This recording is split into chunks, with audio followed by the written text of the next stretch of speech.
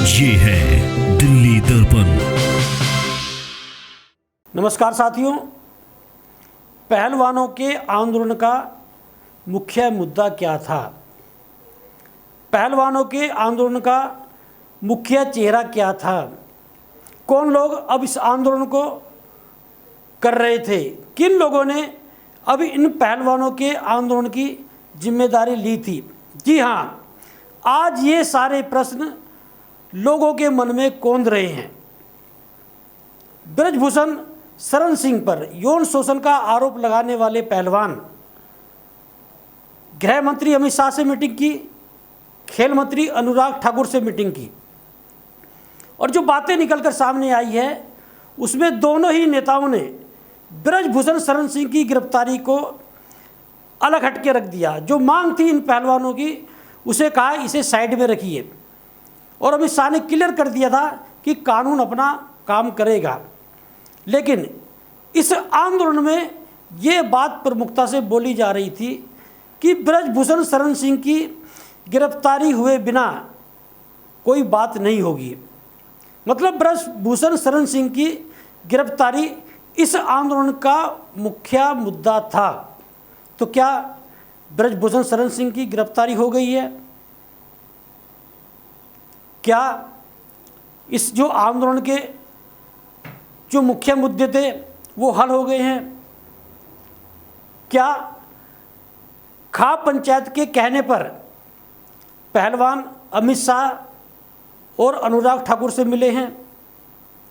क्या इन पहलवानों ने अमित शाह और अनुराग ठाकुर से मीटिंग करने से पहले खाप चौधरी से सहमति ली है, किसान संगठनों से सहमति ली है, या दूसरे जो मुख्य चेहरा थी इस आंदोलन के, उनसे सहमति ली है? ऐसे में एक बड़ा प्रश्न उठता है कि इन दोनों ही मीटिंग में इस आंदोलन का जो मुख्य चेहरा माना जा रही थी विनेश फोगाट, वो ना अमित शाह की मीटिंग में थी और ना ही अनुराग ठाकुर की साथ जो मीटिंग हुई है बजरंग पूनिया और साक्षी मलिक की, उसमें वो मौजूद थी। और विनेश फोगाट ने इस मामले में बोला है कि ब्रजभूषण शरण सिंह की गिरफ्तारी हुए बिना इस तरह की मीटिंग का कोई मतलब नहीं उठता है। तो ऐसे में ये प्रश्न उठता है कि ये जो मीटिंग चल रही है अमित शाह से हुई है, अनुराग ठाकुर से हुई है, इस मीटिंग में निकलने वाला क्या है? और जैसे खुद बजरंग पूनिया ने बोला है कि 15 जून तक अब कोई आंदोलन नहीं होगा। मतलब ये कहा जा सकता है कि 15 जून तक इस मामले को पूरी तरह से टाल दिया गया है। मतलब जब तक पुलिस की जो जांच चल रही है उसकी चार्जशीट जारी नहीं हो जाती तो ये लोग आंदोलन नहीं करेंगे। तो ये जो मीटिंग हुई है अमित शाह से और अनुराग ठाकुर से, इसमें बात पहलवानों की मजबूत हुई है या सरकार की मजबूत हुई है? यदि सरकार ने 15 जून तक आंदोलन को रोक दिया है तो इसमें पहलवानों की बात मजबूत कैसे कहा जा सकती है? क्योंकि 15 दिन बाद तो दिल्ली पुलिस से जो सूत्रों से अखबारों ने खबरें चलाई थी उसमें ही कहा जा रहा था कि दिल्ली पुलिस जो है वो 15 दिन बाद में अपनी चार्जशीट जो है वो सुप्रीम कोर्ट में पेश करने वाली है। तो ऐसे में ये प्रश्न उठता है कि इन 15 दिन में जो आंदोलनकारी हैं, चाहे वो खाप पंचायत के चौधरी हों, चाहे किसान संगठन हो, या दूसरे जो संगठन आए, या छात्र संगठन आए, या इंडिविजुअल रूप से जो नेता आए, क्या 15 दिन बाद में यदि आंदोलन का आह्वान किया जाता है तो क्या वो लोग इस आंदोलन के लिए तैयार होंगे? या ये जो 15 जून तक आंदोलन स्थगित किया गया है, क्या इन लोगों ने खाप पंचायत के चौधरियों से या किसान संगठनों से या और दूसरे जो नेता थे आंदोलन में, उनसे सहमति ली है? इस मीटिंग के बाद में यह कहा जा रहा है कि आंदोलन काफ़ी हद तक मैनेज हो गया है।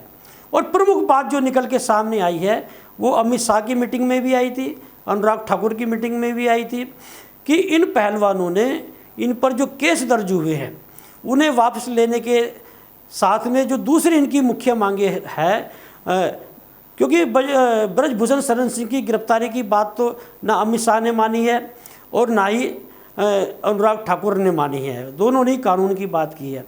एक बात इन्होंने प्रमुखता से रखी है कि ब्रजभूषण शरण सिंह के परिवार का कोई भी व्यक्ति फेडरेशन का जो कुश्ती फेडरेशन है उसका चुनाव नहीं लड़ना चाहिए। कुछ सरकार ने सहमति भी दे दी है।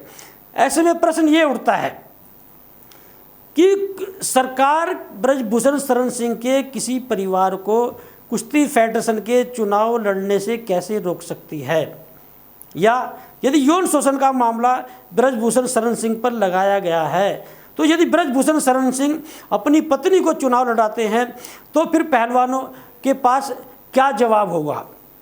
या जो ब्रजभूषण शरण सिंह और उनके समर्थक जो आंदोलन पे आरोप लगा रहे थे कि ये राजनीति से प्रेरित है, ये मामला कुश्ती फेडरेशन का है, कि ये लोग नहीं चाहते कि ब्रजभूषण शरण सिंह का प्रभाव कुश्ती फेडरेशन पे रहे। और जहाँ तक ब्रजभूषण शरण सिंह की बात है, तीसरा कार्यकाल उनका पूरा हुआ है, तो ब्रजभूषण शरण सिंह तो चुनाव नहीं लड़ सकते हैं। यह कहा जा रहा था, ये माना जा रहा था कि ब्रजभूषण शरण सिंह अपने किसी परिवार में से किसी सदस्य को कुश्ती फेडरेशन का चुनाव लड़वा सकते हैं। तो क्या ब्रजभूषण शरण सिंह के किसी सदस्य को कुश्ती फेडरेशन के चुनाव से रोकने के लिए यह आंदोलन किया गया था?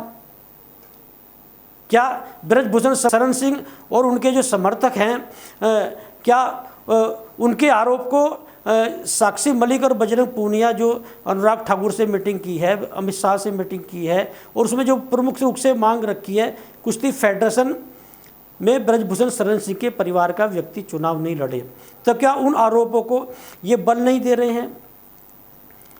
या ये कहा जाए कि बजरंग पूनिया और साक्षी मलिक कुश्ती फेडरेशन के चुनाव में इतनी दिलचस्पी क्यों ले रहे हैं? जैसे उन्होंने ये भी मांग की है कि 30 जून से पहले कुश्ती फेडरेशन के चुनाव होने चाहिए। तो क्या ये माना जाए, क्या बजरंग पूनिया साक्षी मलिक क्या कुश्ती फेडरेशन के चुनाव लड़ने जा रहे हैं, या किसी व्यक्ति के कहने पर कुश्ती फेडरेशन के चुनाव में ब्रजभूषण शरण सिंह के परिवार के किसी सदस्य को ना लड़ने दिया जाए? क्या ऐसा दबाव है? या कोई ऐसा व्यक्ति कुश्ती फेडरेशन का चुनाव लड़ रहा है जिनकी मदद बजरंग पूनिया और साक्षी मलिक करना चाहते हैं? क्योंकि इन दोनों मीटिंग में विनेश फोगाट का ना होना ये भी दर्शाता है कि अब तीनों पहलवानों में आपस में वो तालमेल नहीं रहा है, वो सामंजस्य नहीं रहा है, जिसके सामंजस्य और तालमेल के बल पर आंदोलन खड़ा हुआ था। जो नाबालिग लड़की ने ब्रजभूषण शरण सिंह के खिलाफ जो रिपोर्ट दर्ज कराई थी, प्राथमिकी दर्ज कराई थी, और जिसके तहत ब्रजभूषण शरण सिंह पर पॉक्सो एक्ट लगा था, उसमें उस नाबालिग पहलवान ने अपने बयान बदल दिए हैं। और उस नाबालिग पहलवान के पिता का इंटरव्यू जो है एक चैनल पे मैंने खुद देखा है, खुद सुना है।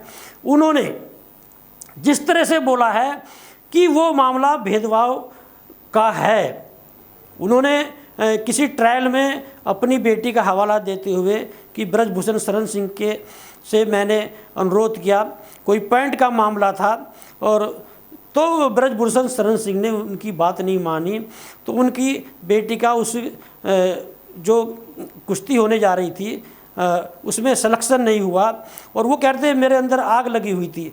तो एक तरह से नाबालिग लड़की का बयान जो है जिस तरह से बदला गया है उसमें ब्रजभूषण शरण सिंह को जो राहत मिली है, एक तरह से जो गिरफ्तारी की तलवार उन पर लटकी हुई थी वो काफ़ी हद तक कुंद हो चुकी है।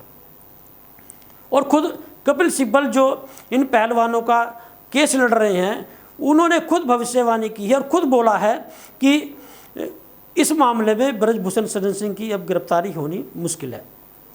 बोल दिया जाएगा कि सरकार की ओर से कि मामला विचाराधीन है।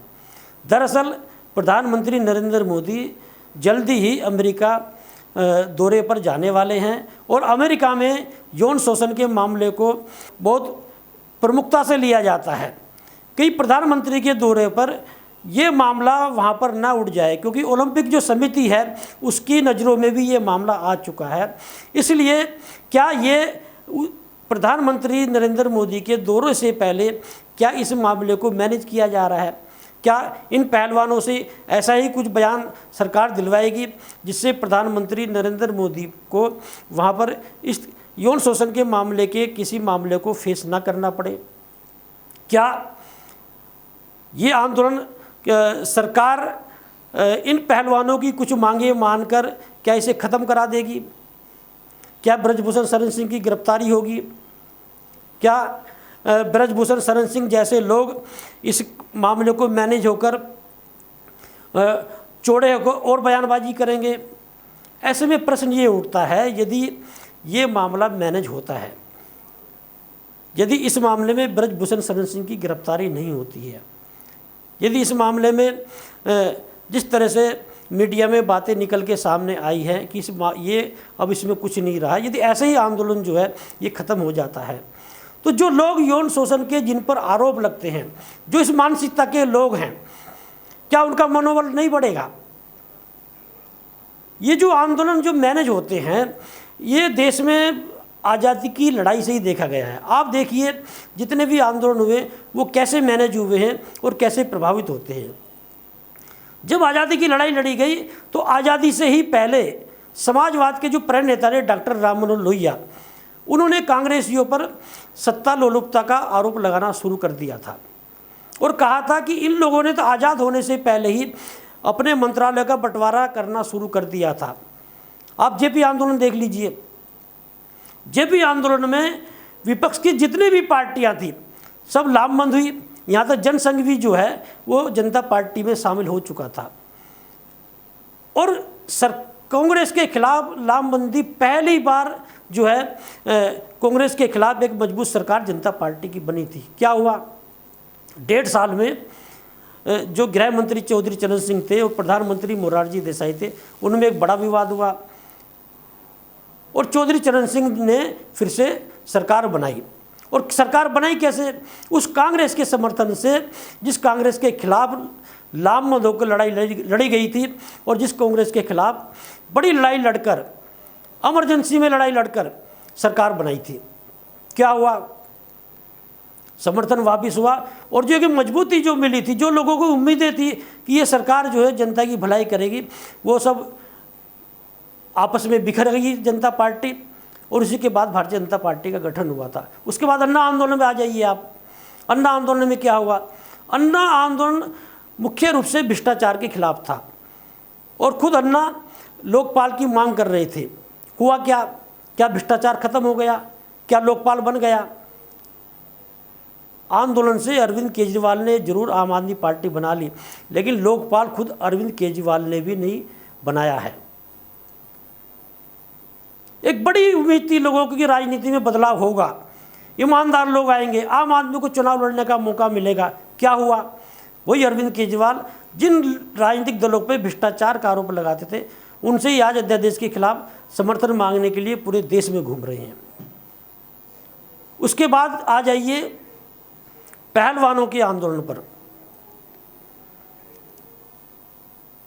राकेश टिकैत ने जब ये पहलवान हरिद्वार में मेडल प्रभावित करने गए थे गंगा में, और जब आए थे और पहली मीटिंग हुई थी मुजफ्फरनगर में, बोला था कि अब ये समाज का आंदोलन है, समाज मिलकर लड़ेगा। तो क्या ये पहलवान अमित शाह से और अनुराग ठाकुर से मीटिंग करते हुए क्या उस समाज से सहमति ले रहे हैं? तो कुल मिलाकर ये जो घालमेल हुआ है आंदोलन में, जो कन्फ्यूजन हुआ है, जो इस तरह की उंगलियां उठ रही हैं, ये इसमें कहीं से दो राय नहीं है कि कहा जा सकता है कि ये जो आंदोलन है ये काफ़ी हद तक सरकार ने मैनेज किया है। अब देखना ये है कि 15 तारीख तक जो खाप पंचायत के चौधरी हैं उनका क्या रुख रहता है, किसान संगठनों का क्या रुख रहता है, केंद्र सरकार का क्या रुख रहता है, अब ये पहलवान जो हैं क्या स्टैंड अपनाते हैं और चार्जशीट में क्या क्या बातें सामने आती हैं। लेटेस्ट खबरों के लिए सब्सक्राइब करें हमारा YouTube चैनल या फिर लॉग इन करें www.delhidarpantv.com। खबरों की कवरेज और विज्ञापनों के लिए संपर्क करें इस नंबर पर।